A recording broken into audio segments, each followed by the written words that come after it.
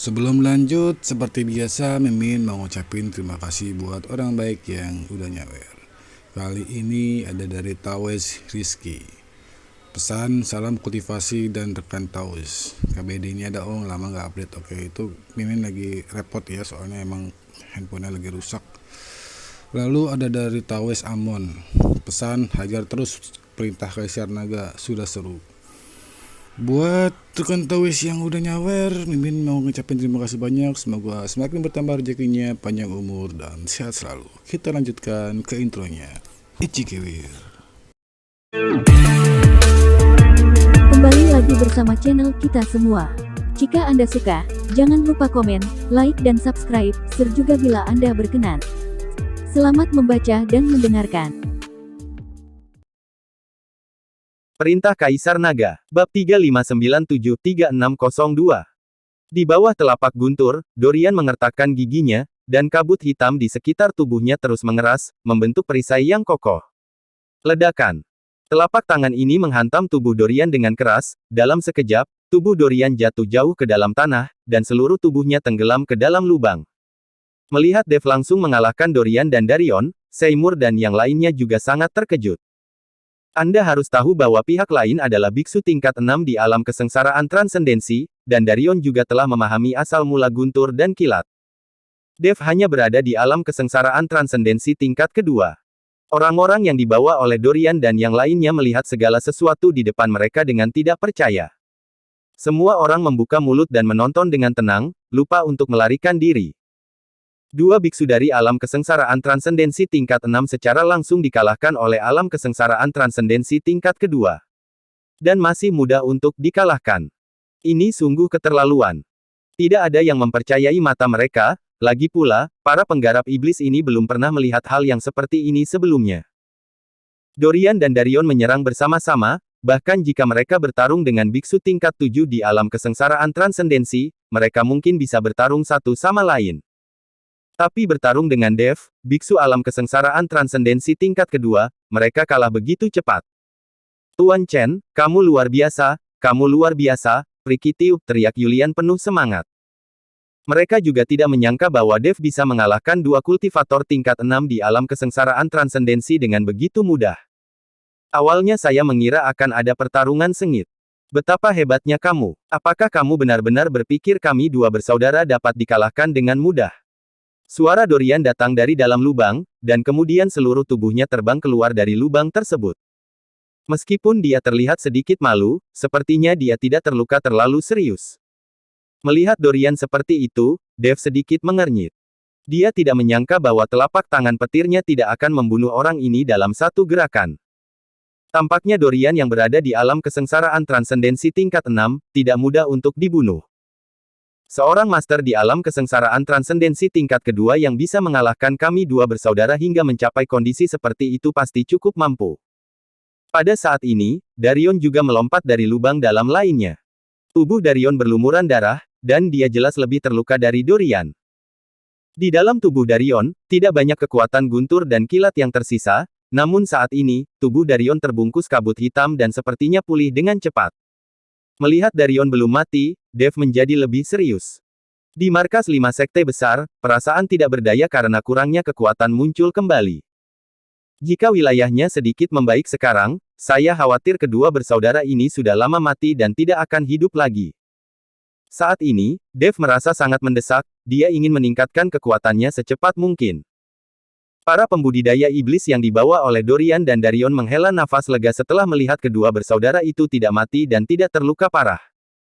Akan sangat memalukan jika mereka berdua dipukuli sampai mati oleh Dev, biksu tingkat 2 di alam kesengsaraan transendensi, hanya dengan satu telapak tangan dan satu pukulan. Darion, kita berdua sedang berjuang melawannya. Dia tidak mampu menyia-nyiakan waktunya, jadi kita jangan bertarung dengan memaksa. Dorian dapat melihat bahwa Dev ingin menang dengan cepat dan pergi. Lagi pula, jika pertarungan terus berlanjut seperti ini, jika seseorang datang, Dev tidak akan punya harapan sama sekali. Saya tidak tahu berapa banyak orang yang mencari jejak Dev sekarang. Perpustakaan sumber daya berjalan yang ingin dimiliki semua orang. Oke. Darion mengangguk, lalu mereka berdua melompat. Kali ini, keduanya menyerang Dev langsung dari kejauhan, dan kabut hitam keluar dari tubuh mereka. Ketika Dev melihat ini, alisnya sedikit berkerut. Dia juga tahu bahwa kedua orang ini benar-benar ingin menghabiskan waktu bersamanya. Jadi dia mengambil cambuk ajaib itu, dan cambuk ajaib itu terbakar dengan api. Dengan pukulan cambuk, semua kabut hitam menghilang, dan kemudian Dev menggunakan langkah pengendalian api untuk terus mendekati mereka berdua. Ketika Dorian dan Darion melihat ini, mereka secara naluriah mundur, mencoba menjauhkan diri dari Dev. Cambuk ajaib di tangan Dev langsung ditarik keluar dengan suara keras. Suara keras ini langsung membuat mental mereka berdua terpana dan gerakan mereka sedikit melambat. Dev melihat peluang itu dan mencambuk mereka berdua dengan cambuk ajaib. Kedua orang itu terjatuh ke tanah, wajah mereka dipenuhi rasa sakit yang luar biasa. Api ekstrim pada cambuk ajaib meninggalkan bekas luka pada mereka berdua, yang terlihat sangat menakutkan. Pada saat ini, para pembudidaya iblis yang telah merasa lega menjadi gugup lagi. Darion dan Dorian berdiri, memandang diri mereka sendiri dalam keadaan menyedihkan, lalu melihat cambuk ajaib di tangan Dev, ada sedikit ketakutan di mata mereka. Lagi pula, ketika cambuk ajaib iblis mengenai orang lain, itu menyakitkan, tetapi ketika mengenai para penggarap iblis seperti mereka, itu adalah jenis serangan spiritual yang sangat menyakitkan, dan seluruh orang menjadi sedikit bingung. Kakak, kita harus berjuang keras demi dedikasi 100 tahun aliansi penyegelan iblis. Darion memandang Dorian dan berkata dengan gigi terkatup. Sepertinya keduanya masih memiliki metode yang tidak berguna. Ini adalah pilihan terakhir untuk kita dua bersaudara. Sepertinya kita harus menggunakannya hari ini. Setelah Dorian selesai berbicara, dia mengulurkan tangannya ke dalam pelukannya, dan kemudian sebuah cakram formasi hitam muncul dengan pola formasi yang berkedip-kedip. Segera setelah itu, Dorian mengeluarkan setetes esensi darah dan menjatuhkannya ke cakram formasi. Cakram formasi berdengung beberapa saat, dan kemudian dengan cepat bertambah besar, dan garis-garis berdarah mulai muncul di sekitar tanah. Mundur cepat, cepat mundur, ini formasi pengorbanan darah. Melihat ini, Timothy sangat ketakutan sehingga dia buru-buru memanggil semua orang untuk mundur. Jika terjebak dalam formasi ini, tidak ada satupun dari mereka yang bisa melarikan diri. Beberapa orang mencoba yang terbaik untuk mundur menjauh. Pada saat yang sama, Timothy berteriak kepada Dev, Tuan Chen, cepat pergi. Ini adalah formasi pengorbanan darah. Cakram itu adalah formasi yang tersisa selama pertempuran antara dewa dan iblis. Formasi seperti ini sangat sombong. Cepat lari. Timothy berteriak dan menyuruh Dev untuk melarikan diri juga. Tapi sebelum Dev sempat bereaksi, formasi berdarah itu segera mengepung Dev. Saat dia berdiri, orang-orang di sekitar formasi pengorbanan darah melintas, sangat misterius. Terlebih lagi, formasi ini sangat rumit, dan sulit untuk menemukan lokasi mata formasi dalam waktu singkat. Udara darah mulai memenuhi sekeliling, dan kemudian terjadi semburan suara ratapan melengking. Suara ratapan, itu tidak seperti halusinasi, itu terdengar sangat nyata. Dev mau tidak mau mengikuti suara itu dan terkejut menemukan bahwa para penggarap iblis yang dibawa oleh Dorian dan Darion sebenarnya diselimuti kabut berwarna darah pada saat ini. Darah di tubuh setiap orang berlumuran, terus-menerus mengalir ke segala arah. Darah para pembudidaya iblis ini membuat formasi pengorbanan darah semakin mempesona. Pada saat yang sama, dalam formasi, kumpulan kabut darah seperti bilah tajam, mengambang tidak teratur. Ketika darah para pembudidaya iblis ini melayang ke udara, itu akan segera diserap oleh kabut darah. Dev sangat terkejut. Dia tidak menyangka bahwa Dorian dan Darion, bahkan akan mengorbankan bangsanya sendiri ketika mereka menginginkan dedikasi 100 tahun dari aliansi penyegelan iblis. Segera, darah para penggarap iblis itu tersedot ke dalam tubuh manusia oleh formasi pengorbanan darah, tanpa meninggalkan setetes darah pun di tubuh mereka. Setelah Dorian dan Darion saling memandang, mereka benar-benar terbang ke dalam formasi atas inisiatif mereka sendiri, meskipun kabut darah di sekitarnya menyerap darah di tubuh mereka. Kulit dari dua orang terus mengeluarkan darah merah cerah, dan kabut darah menjadi lebih tebal. Dev tertegun. Dia tidak mengerti apa yang terjadi dengan Dorian dan Darion. Apakah mereka juga harus menggunakan nyawanya sendiri? Apakah pengorbanannya gagal? Jika darah mereka berdua tersedot hingga kering oleh formasi pengorbanan darah ini dan mati, apa gunanya membunuh Dev? Jangankan dedikasi 100 tahun dari aliansi penyegelan iblis, bahkan jika itu 10.000 tahun, apa gunanya dedikasi 10.000 tahun jika Anda mati? Mereka semua mati dan tidak ada gunanya sama sekali. Tapi Dev tahu bahwa kedua orang ini tidak mungkin cukup bodoh untuk mengorbankan hidup mereka untuk formasi. Benar saja, darah kedua orang itu sepertinya telah mencapai konsentrasi tertentu setelah sebagian diserap oleh kabut darah di sekitarnya. Kabut darah mulai turun seperti hujan, dan darah mulai berjatuhan. Tubuh Dev langsung ternoda merah oleh darah. Dan darah itu jatuh ke tanah, dan kemudian mulai mengalir di sepanjang garis di tanah. Apa yang mereka lakukan? Seymour sangat bingung. Timothy mengerutkan kening dan berkata dengan sungguh-sungguh, kedua bersaudara ini terlalu kejam. Untuk mengalahkan Tuan Chen, mereka bahkan mengorbankan orang-orang mereka sendiri. Mereka mengorbankan formasi ini dengan darah. Hanya dengan cara inilah kekuatan pengorbanan darah ini, pembentukan darah dilepaskan.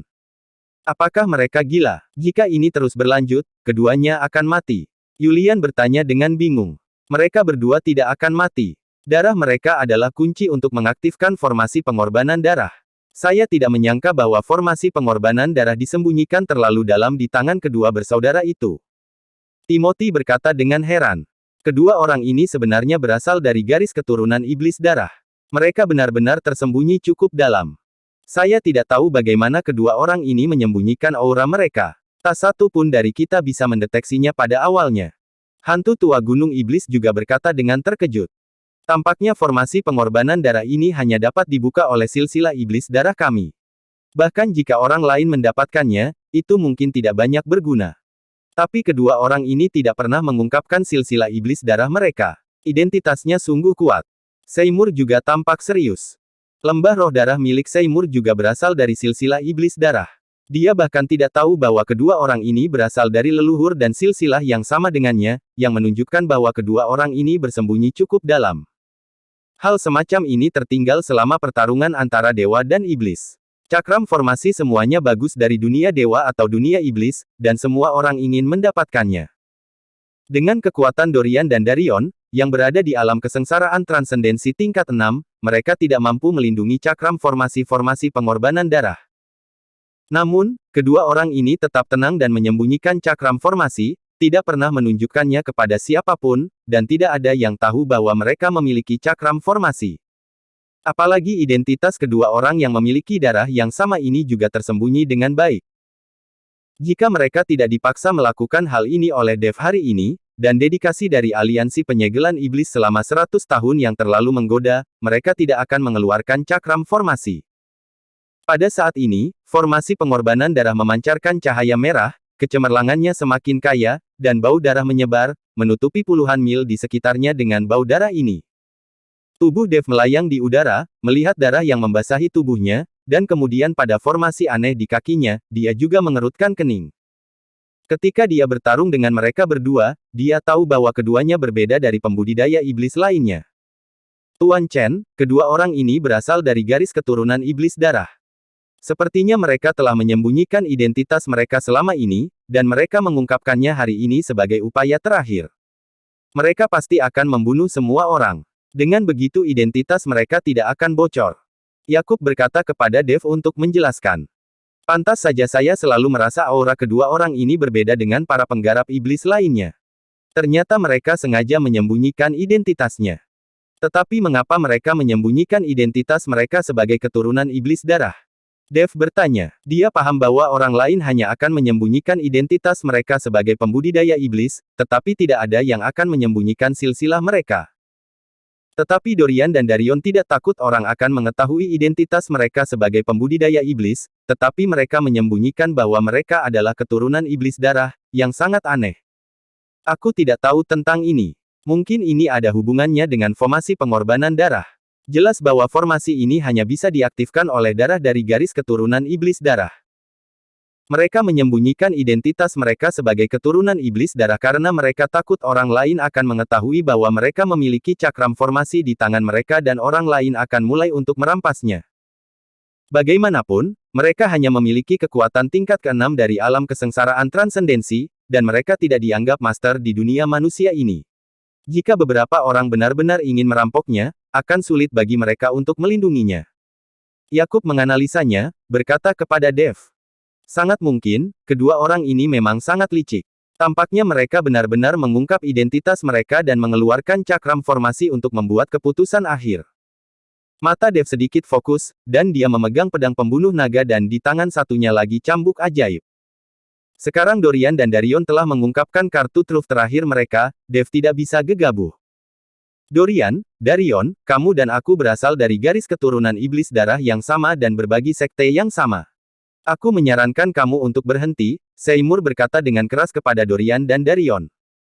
Seymour, jangan mainkan kartu emosionalmu padaku. Saat kami selesai membunuh Dev, lalu giliranmu.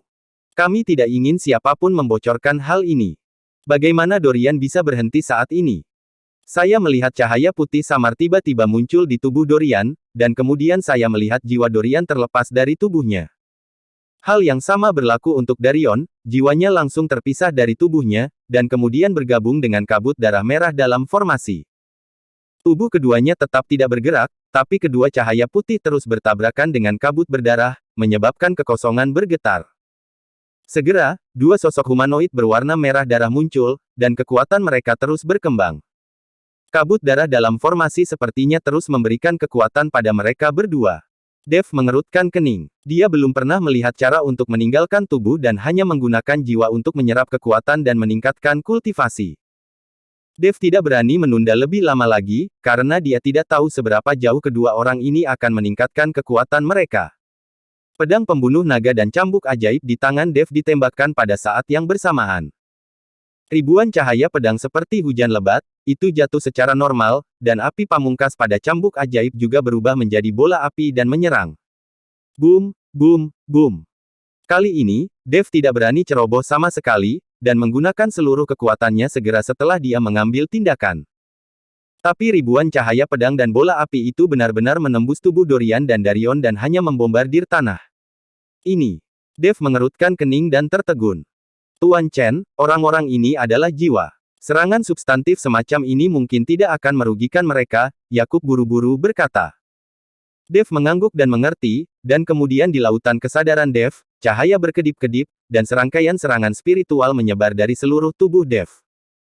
Menghadapi serangan spiritual Dev, tubuh roh berwarna merah darah Dorian dan Darion benar-benar bergabung langsung ke satu tempat. Kabut darah yang tak terhitung jumlahnya berputar di sekitar kedua tubuh roh itu seperti angin puyuh. Serangan apapun diblokir oleh kabut darah ini. Saat kabut darah tumbuh semakin cepat, angin puyuh terbentuk di seluruh formasi, menyebabkan seluruh formasi diselimuti kabut darah. Tubuh Dev tergantung di udara, juga diselimuti kabut berdarah. Orang-orang di luar sama sekali tidak dapat melihat Dev dengan jelas. Saat ini, Helena dan yang lainnya mulai mengkhawatirkan Dev. Bagaimanapun, formasi pengorbanan darah ini terlalu kuat, dan Dorian dan Darion juga merupakan biksu tingkat 6 di alam kesengsaraan transendensi, jadi mereka tidak mudah untuk dihadapi. Sekarang mereka memiliki formasi besar untuk diandalkan, dia takut Dev tidak akan mampu melawan mereka berdua. Namun segera, kabut berdarah perlahan menghilang, dan kemudian sosok Dev perlahan muncul. Dev tampaknya tidak banyak berubah saat ini kecuali wajahnya terlihat sedikit jelek. Tetapi ketika semua kabut darah menghilang, semua orang terkejut saat mengetahui bahwa tubuh roh Dorian dan Darion telah hilang. Di tanah, sosok humanoid setinggi lebih dari 2 meter, dengan tubuh merah darah dan mata galak muncul. Aura menakutkan terpancar dari sosok humanoid berwarna merah ini. Wajah Dev penuh dengan keterkejutan, dia tidak pernah memikirkan bagaimana jiwa dua orang bisa menyatu, dan bagaimana mereka bisa berubah menjadi pria jelek seperti itu. Jelas sekali, bentuk humanoid merah setelah perpaduan jiwa Dorian dan Darion jelas telah meningkat pesat dalam kekuatan dan alam. Mengikuti raungan sosok merah, angin kencang energi spiritual bertiup ke sekeliling, dan kekuatan tekanan menyebabkan tubuh Dev langsung jatuh dari udara. Ini, apa yang terjadi? Orang ini sebenarnya memiliki kekuatan puncak dari alam kesengsaraan transendensi tingkat 8. Aku sangat malu karena dia adalah lawannya. Hantu tua gunung iblis memandang humanoid merah itu dengan ekspresi terkejut di wajahnya. Dengan bantuan formasi pengorbanan darah ini, jiwa dua biksu dari alam kesengsaraan transendensi tingkat 6 digabungkan menjadi tubuh dengan kekuatan puncak alam kesengsaraan transendensi tingkat 8. Ini sungguh keterlaluan. Jika Anda mengetahui kekuatan alam kesengsaraan transendensi tingkat 8, bahkan jika Anda melawan 10 atau 8 alam kesengsaraan transendensi tingkat 6, itu tidak lagi menjadi masalah. Seperti yang diharapkan dari formasi dari surga, sungguh mengagumkan. Timothy menghela nafas. Sebagai keluarga jimat dan formasi, Timothy tahu bahwa meskipun keluarga Seng mereka telah berlatih selama beberapa kehidupan, mereka tidak akan pernah mampu menciptakan formasi sekuat itu. Sosok humanoid berdarah itu menatap Dev dan tiba-tiba menyerang Dev. Tubuhnya seperti kilat, dan kecepatannya sangat cepat. Hati Dev menegang. Meskipun dia telah dipromosikan ke alam kesengsaraan transendensi tingkat kedua, sangat mustahil untuk menghadapi alam kesengsaraan transendensi tingkat 8. Terlebih lagi, ada aliran kekuatan yang stabil di belakang orang ini. Tubuh humanoid berdarah ini terus-menerus memancarkan pola formasi, yang terhubung dengan formasi darah pengorbanan di sekitarnya. Formasi pengorbanan darah menggunakan darah dalam formasi untuk terus memberikan kekuatan pada humanoid berdarah. Saat ini, Dev sepertinya menemui jalan buntu. Pihak lain berada pada level yang lebih tinggi dari Anda, yang jelas lebih kuat, dan memiliki aliran sumber daya yang stabil. Bagaimana cara melawannya? Pada saat ini, monster berdarah yang telah berubah itu mendatangi Dev dalam sekejap. Suara rintihan yang tak terdengar keluar dari mulutnya, dan cahaya berdarah keluar. Kecemerlangan ini terus meluas di mata Dev. Tubuh Dev tiba-tiba mundur, namun kecemerlangan itu mengikutinya seperti bayangan, selalu mengikutinya. Dev mengerutkan kening, dan api berkumpul di telapak tangannya, lalu berubah menjadi perisai besar yang menyala di depannya, menutupi seluruh tubuhnya. Namun ketika cahaya itu terbang, ia tidak mengenai perisainya, melainkan melewatinya seperti benda yang tidak terlihat. Apa yang terjadi? Mata Dev menyempit. Ledakan. Kecemerlangan ini mengenai dada Dev, menyebabkan dia terbang mundur. Dev tiba-tiba mengeluarkan seteguk darah, wajahnya sangat pucat. Master, melihat ini, Helena berteriak. Dev, Scarlet juga sangat tertekan. Tuan Chen, Seymour dan yang lainnya semua mengkhawatirkan Dev, tetapi mereka gugup saat ini dan tidak dapat membantu sama sekali. Jangan khawatir, aku tidak akan mati. Dev memaksakan senyum kepada semua orang, lalu menyeka darah dari sudut mulutnya, dengan ekspresi tenang, memegang cambuk ajaib dan membuat bayangan cambuk. Meskipun orang aneh berdarah ini adalah perpaduan jiwa Dorian dan Darion, meskipun dia menyatu, dia tetaplah seorang pembudidaya iblis, dan dia pasti akan takut pada cambuk ajaib iblis. Tapi kali ini, orang aneh berdarah itu menolak untuk menghindar, dan bayangan cambuk melewati tubuh orang aneh itu tanpa meninggalkan jejak apapun. Cambuk ajaib sepertinya tidak berpengaruh sama sekali.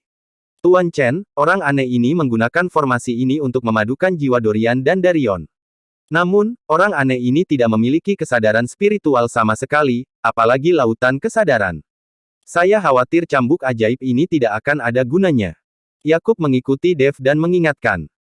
Dev akhirnya menyadari bahwa alasan mengapa cambuk ajaib begitu kuat melawan pembudidaya iblis adalah karena dapat menyerang lautan kesadaran pembudidaya iblis. Tapi sosok aneh di depannya sekarang tidak memiliki kesadaran sama sekali, jadi mencambuk-cambuk ajaib tidak ada gunanya. Dev menyingkirkan cambuk ajaibnya, dan pedang pembunuh naga di tangannya tiba-tiba menebas. Ribuan cahaya pedang mengelilingi sosok aneh itu. Tapi 10.000 cahaya pedang itu juga melewatinya dan tidak membahayakan orang aneh itu. Pada saat ini, Dev panik. Seharusnya, orang aneh di depannya sepertinya memiliki tubuh asli. Mengapa pedang pembunuh naga pun tidak dapat menyebabkan kerusakan apapun? Sementara Dev berpikir, sosok aneh itu mengambil tindakan dan memukul mundur Dev lagi. Dev memuntahkan seteguk darah lagi, wajahnya semakin jelek. Untuk sementara, tidak peduli metode apa yang digunakan Dev, dia tidak dapat melukai sosok aneh itu sama sekali, tetapi hanya dipukuli.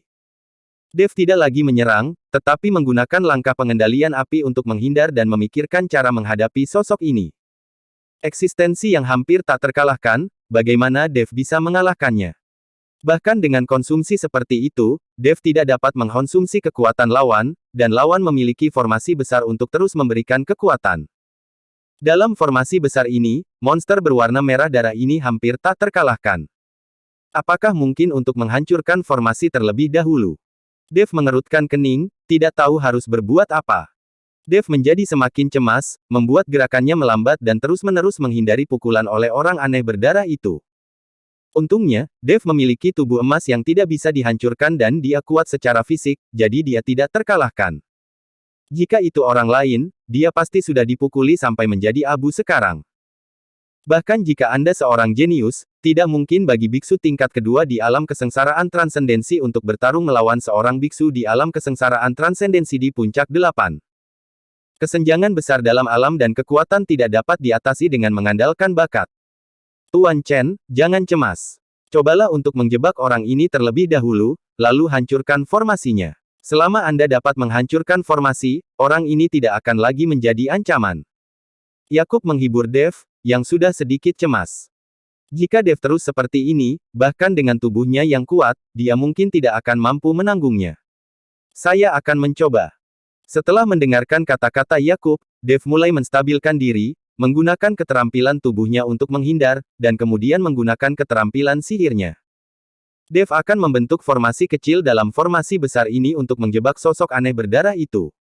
Saat Dev menggunakan formula sihir, rantai emas langsung muncul di tanah. Dev menggunakan formasi dan elemen logam untuk menjebak sosok aneh berdarah ini. Serangkaian rantai besi emas melilit kaki sosok aneh berdarah itu, lalu melilit tubuhnya. Monster berdarah itu meronta dan terus mengaum. Ketika Dev melihat ini, dia mengabaikan sosok aneh berdarah itu dan dengan cepat melihat formasi di sekitarnya. Pola formasi di tanah masih mengalir dengan darah. Darah para pembudidaya iblis ini terus memberikan kekuatan pada monster berdarah itu. Pola formasinya sangat kompleks, Dev mengerutkan kening, terus mencari mata formasi.